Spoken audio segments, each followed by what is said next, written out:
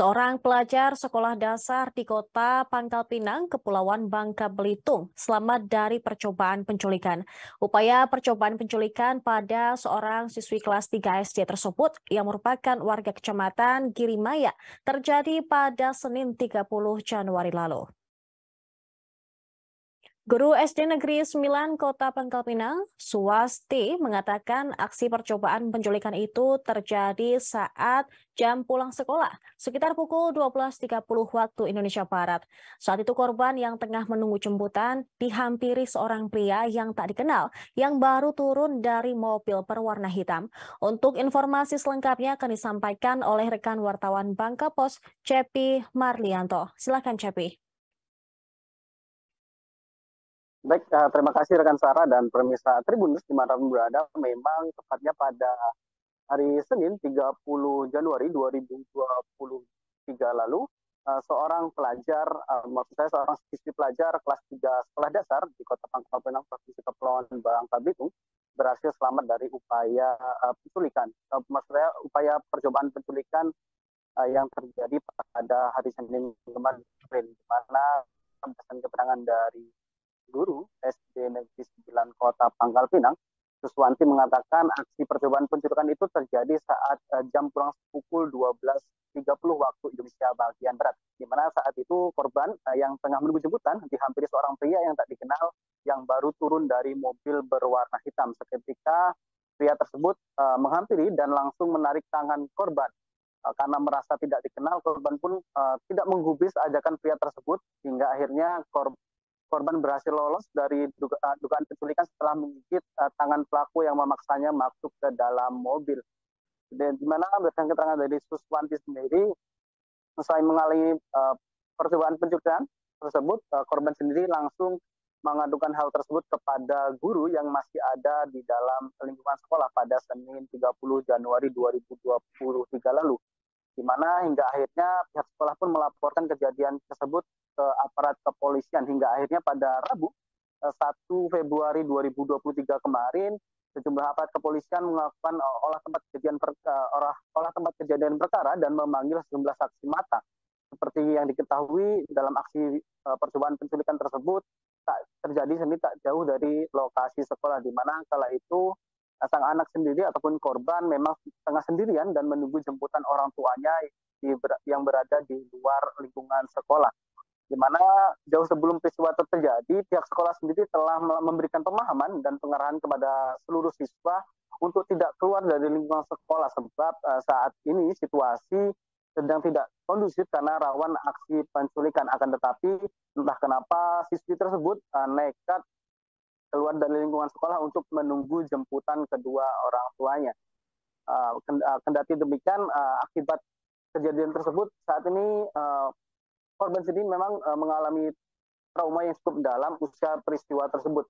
Bahkan hingga hari Rabu kemarin, siswi tersebut tidak masuk sekolah lantaran mengalami trauma yang cukup mendalam.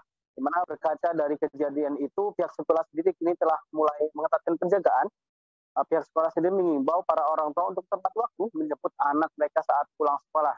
Pihaknya juga turut mengingatkan agar jangan mudah percaya dengan ajakan orang lain yang tak dikenal, khususnya yang mengaku keluarga ataupun sebagainya saat jam pulang sekolah. Di mana untuk mengantisipasi tindakan penculikan sendiri, pemerintah Kota Pangkal Pinang melalui Dinas Pendidikan dan Kebudayaan Kota Pangkal Pinang sendiri telah melakukan upaya antisipatif.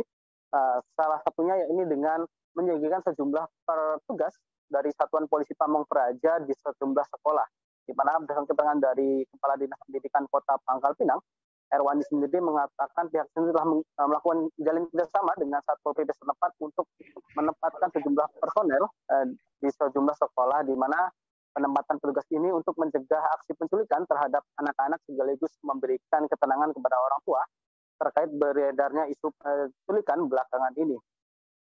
Di mana berdasarkan Erwandi sendiri,